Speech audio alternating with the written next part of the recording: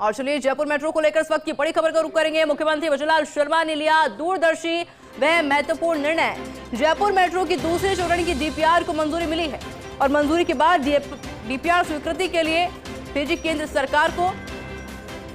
केंद्र सरकार के मेट्रो रेल नीति 2017 के तहत भेजी गई डीपीआर मौजूदा वित्तीय वर्ष के बजट भाषण में की गई थी इसकी घोषणा।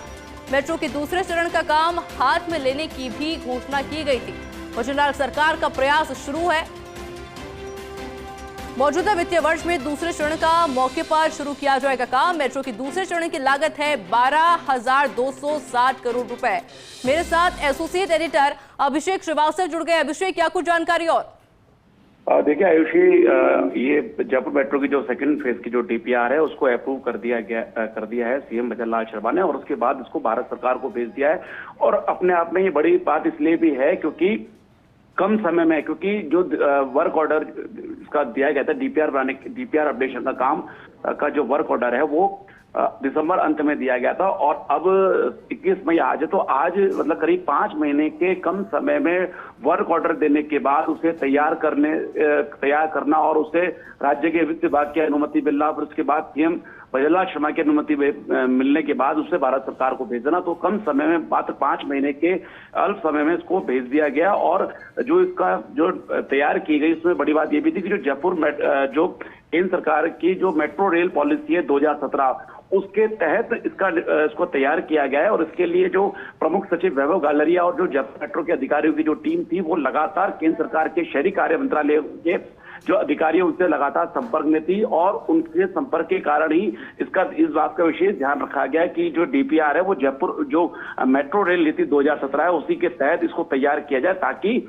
जब इसको केंद्र सरकार को भेजा जाए तो उसमें किसी तरह की कोई तकनीकी अड़चन नहीं हो। इसका विशेष ध्यान रखा गया और उसको बनाया गया। और तुरंत जो है सीएम भजनलाल शर्मा ने भी इसमें बड़ा फैसला लेते हुए इसको मंजूरी दी, और अब ये केंद्र सरकार को भेज दी गई है। केंद्र सरकार में जो शहरी कार्य मंत्रालय और जो भी संबंधित विभिन्न मंत्रालय है वो इसको देखेंगे, इनका डीपीआर का एवोल्यूशन करेंगे और उसके बाद स्वीकृति देंगे।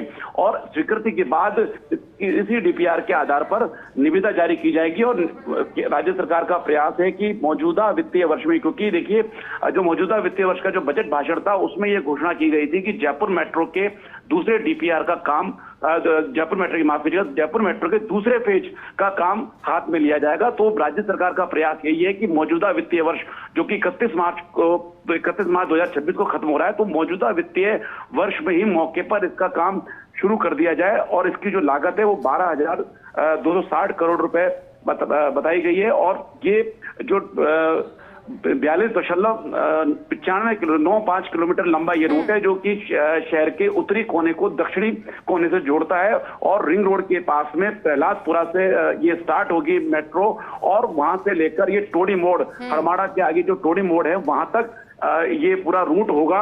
और इसमें कोई 36 स्टेशन होंगे, जिसमें 2 स्टेशन भूमिगत होंगे। 2 स्टेशन जो कि सांगने पुलिस स्टेशन के पास जो मेट्रो स्टेशन बनेगा वो भूमिगत होगा, और वहीं से ही भूमिगत लाइन ही जयपुर एयरपोर्ट का जो नवीन टर्मिनल है, टर्मिनल 3 जो बनने वाला है वहां पहुंचेगी, और वहीं से भूमिगत होते हुए आगे B2 बाईपास चौराहे पर, और वहां से ही एलिवेटेड हो जाएगी। तो 2 स्टेशन इसके भूमिगत रहेंगे, बाकी जो 34 स्टेशन है वो एलिवेटेड रहेंगे।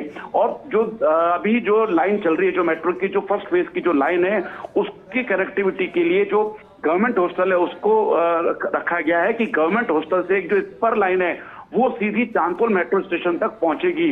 इस स्पर लाइन से चांदपुर मेट्रो स्टेशन पे पहुंच के लोग इंटरचेंज कर सकेंगे। जो सेकंड फेज की जो लाइन है वो फर्स्ट फेज लाइन से कनेक्ट हो सकेगी। बिल्कुल अभिषेक, आपसे आगे भी जानकारी लेंगे। फिलहाल के लिए बहुत बहुत शुक्रिया।